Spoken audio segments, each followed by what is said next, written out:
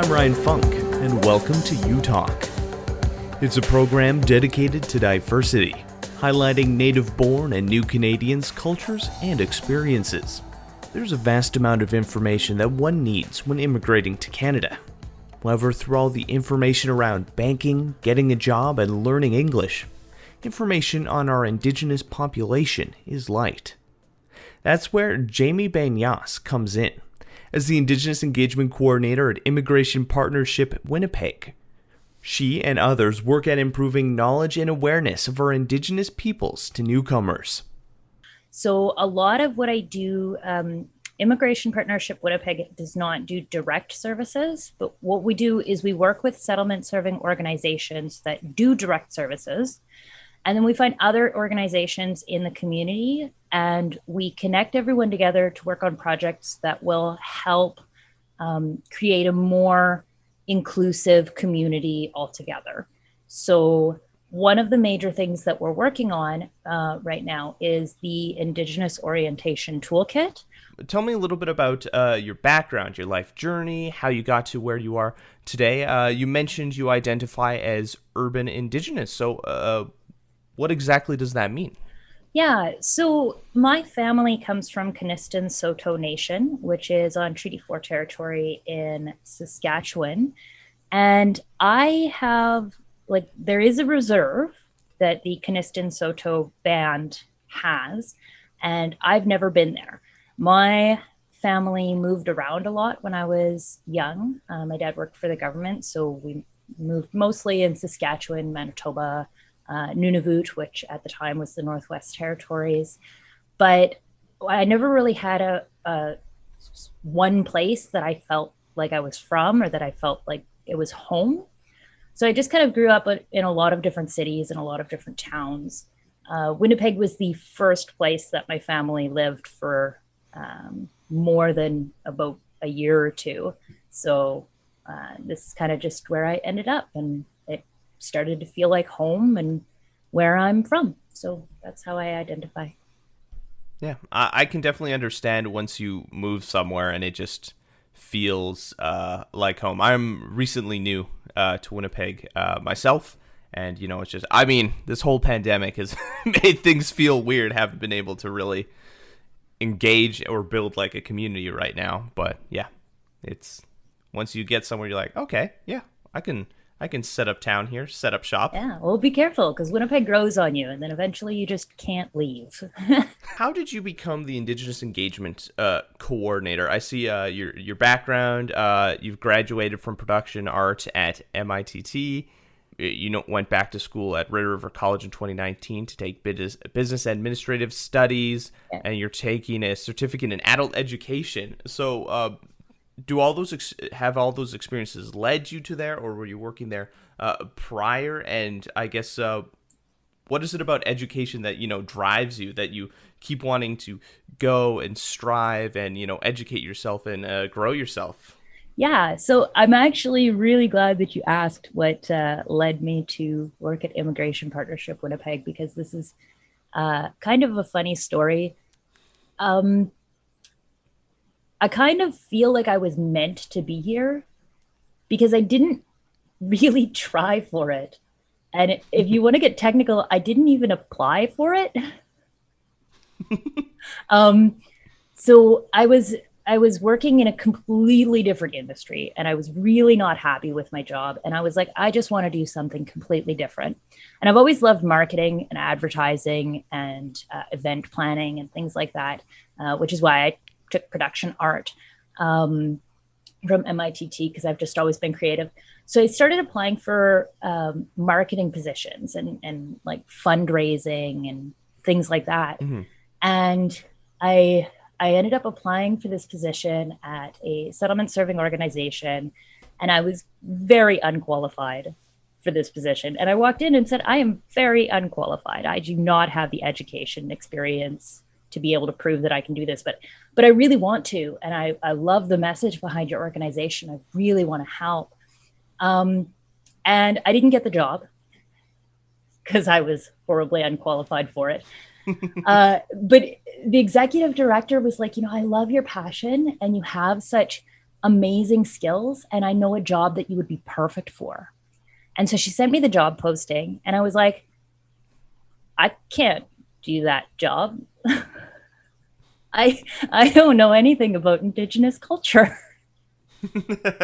I would be terrible at that job.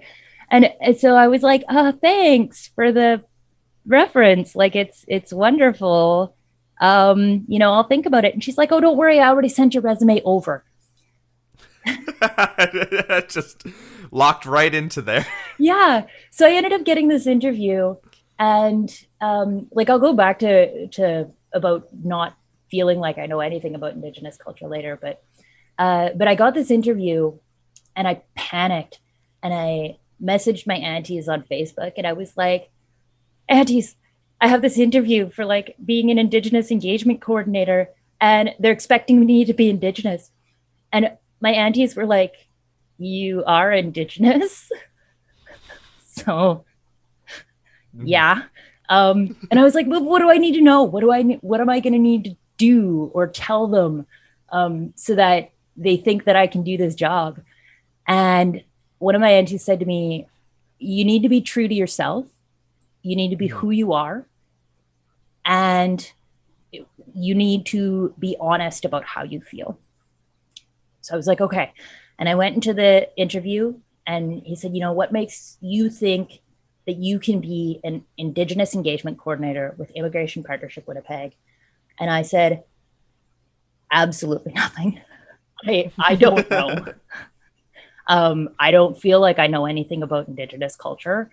I don't have a background in social work. I don't know why I was recommended for this position. And he was like, then why are you here? And I was like, because I want to help. I want to do good things. I want to help the community be able to understand each other and be able to know more. And I want to learn. I want to learn more about my own culture, and I want to learn more about how other cultures interact. And eventually we got to talking about my background and skills and professional aspects. So I'm certain that helped, but that they hired me. And I think one of the main things was just, I really have to go back and be like, that was the best advice that my auntie possibly could give me, that you need to be yourself, and you need to be honest about how you feel and who you are. Mm-hmm. And I mean, when that passion shines out, like you can have someone who's extremely qualified for a job, like logistically, but if they lack that passion, they're never going to, bring that job up or highlight it to, put it on that pedestal that it needs in order to, do the best that they can. And I mean, there's been a few projects over the course of the year that I've been working here. There's been a few projects that it turns out that I'm just perfect for, that everything it's, I don't think anybody could have possibly done that specific thing as well as I could have. But it's not something that they knew that they needed. And it definitely is not something that I knew that I needed. So I just kind of feel like the universe came together and was like, yep, this is where you need to be for this time. Yeah, the job was crafted for you, not the other way around. A little bit of both. Just not in ways that we can understand, I guess. Mm-hmm. So you're working on the Indigenous Orientation Toolkit. What exactly is that? And what is the importance of, having a program like that currently? So when someone decides that they're going to come to Canada, or they're going to immigrate or move here, or if they're accepted under refugee status, so they arrive in Canada and they're given this information from the government that's like, this is Canada. Okay. And this information that they're given about Canada has almost no information about Indigenous people in it. So it's like, Indigenous people exist in Canada, and sometimes they're called Indians. Mm-hmm. And that's it. There's nothing else. So they come and there's this gap of knowledge, and parents will really identify this, but if you don't talk to your kids about something, their friends are going to talk to them about it, and the media is going to talk to them about it. And it's not that they don't know, It's that you don't get to control what information goes in. So when they have this gap of knowledge, it starts to get filled with different things. Like people will say, be careful downtown, or be careful in the North End if you go there at night. And so they go there during the day and they see all of these Indigenous people around. They're like, oh, Indigenous people must be dangerous. Or, I really should be careful. I can't get too close to them. Or even coming in as an international student and finding out, the student fees for international students, and then finding out that someone in your class is there under an Indigenous scholarship. And it's like, oh, you feel like you're paying for both of your tuitions, that you're paying more, and it's not fair. And it starts to create this divide between communities. And a real lack of context through this whole situation, and in environments, and places where people are. Like, if you just come in, you won't realize, without that context about things. Yeah. And I mean, even if it's not negative perceptions that are filling this gap, it's still being filled by misinformation and misconceptions. And so even if you have a positive view, you start to get into things like pan-Indigenism or stereotyping, where it's just, you assume that I don't even know what to go. You just assume that everybody is one way. And so because this gap exists, it's not good. Like, I don't even need to explain why racism is bad. But so Immigration Partnership Winnipeg decided they wanted to do something about it. They were like, this is not, we can't just wait for somebody else to do something. So they started creating this orientation toolkit. And what it's going to do is provide settlement serving organizations with information about Canada's history, about Indigenous people and culture and contemporary issues that are affecting Indigenous people. And it's just going to provide that context for the settlement serving organizations so that they can work it into their programs, so that when people come to Canada, they don't have this gap of knowledge anymore, and they can really start to understand and connect with Indigenous people and communities. And they can really understand what treaties are and why people keep referencing them, and why there's land acknowledgements and all of these different things. Mm-hmm. Oh, that's so important to have, like, a program like this and bringing awareness around the issue, because there's such a disservice done to the Indigenous population. And even if you're native born here in Canada, but if you're non-Indigenous, you don't know. You don't understand the culture. You don't know about, these people, what they're going through. Only what the media or like governments tell you. Yeah, and they don't talk a lot about the reasons why. And I mean, until you really connect and you really start talking with people who are experiencing things, you can't really start to understand how people are being shaped and affected by things that are going on in the news or in history. Yeah. Wow. That's an amazing program. Is there some other projects that you're currently working on? Oh, wow. So Immigration Partnership Winnipeg has a lot of projects. So they're a local immigration partnership, which is a type of organization that, like I said, it builds bridges and relationships between different organizations so that they can help each other. So they're the largest one in Canada, and they have so many different things that are being worked on, but we all work so collaboratively, and it's just such an amazing group of people to work with, that if I'm for the toolkit, anything that I need, I can pull any person in, and for whatever project they're focusing on, anything that they need, I could be pulled into that. So I guess some of the big ones that I've been assisting with are the COVID-19 anti-racism campaign. which is huge. And I think there's 42 different organizations that have signed on with it.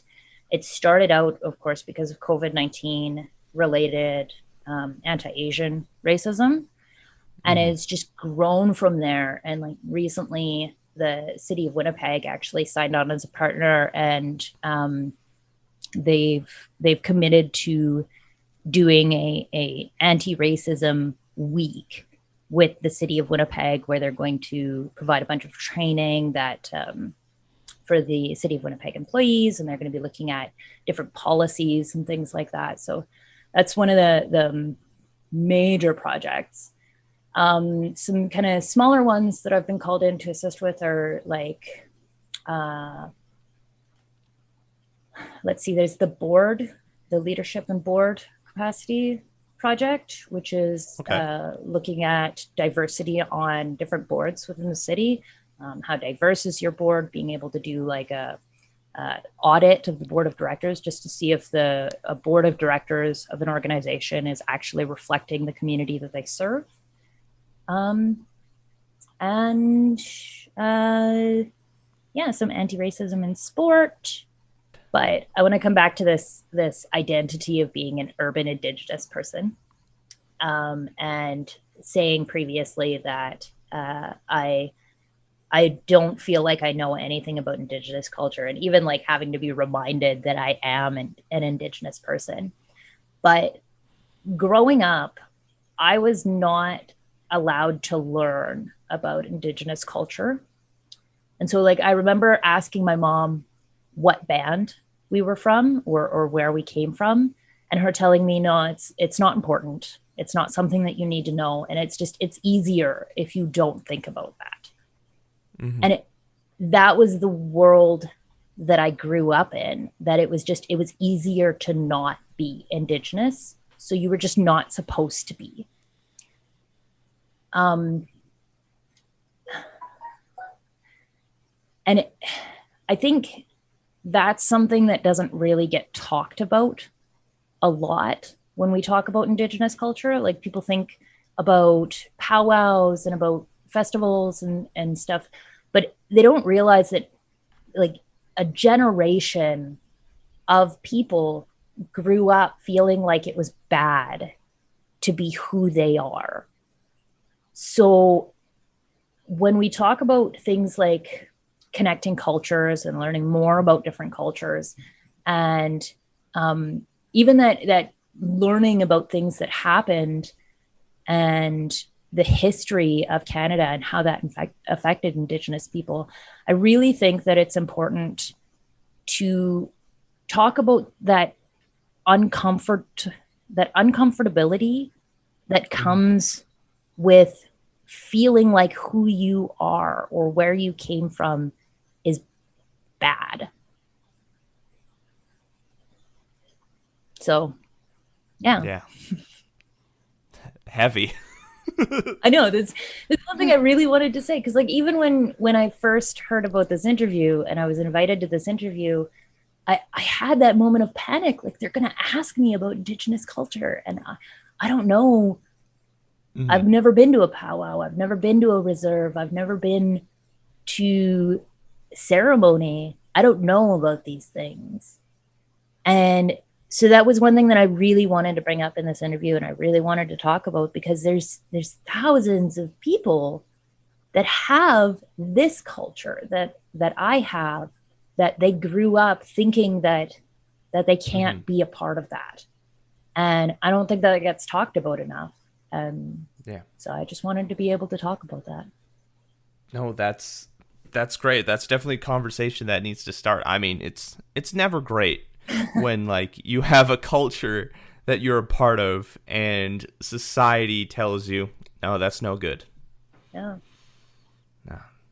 It's changing now, and that's great. The ability to ask questions, to be able to have these conversations, and that ability to say, I want to learn and I want to know about it, and have somebody say that's great. Because when I was younger, I wanted to know and I wanted to learn, and that was not great. That was not a good thing. So that's the importance of bringing communities together and being able to learn about each other. Is without that, thousands of people don't get to learn about themselves. Mm-hmm. Yeah. And I guess baby steps are still progress. Yeah. I don't know what to say about that one. Yeah. Yeah.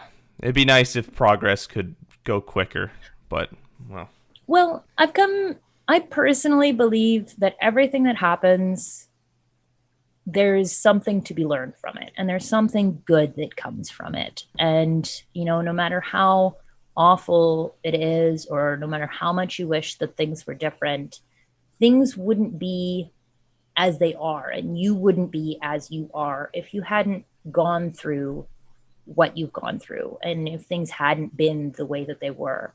So as much as I might want to say, I wish I was a different person, I wish I grew up differently, I wish things had been different, or that, things were changing faster, things kind of happen the way that they're meant to happen. And all we can really do is our best and try and learn from it and try and make things better for later. If you have any stories you'd like us to share or communities we should highlight, leave a comment on our social media or reach out to us on our website. I'm Ryan Funk. This was You Talk, and have yourself a good one.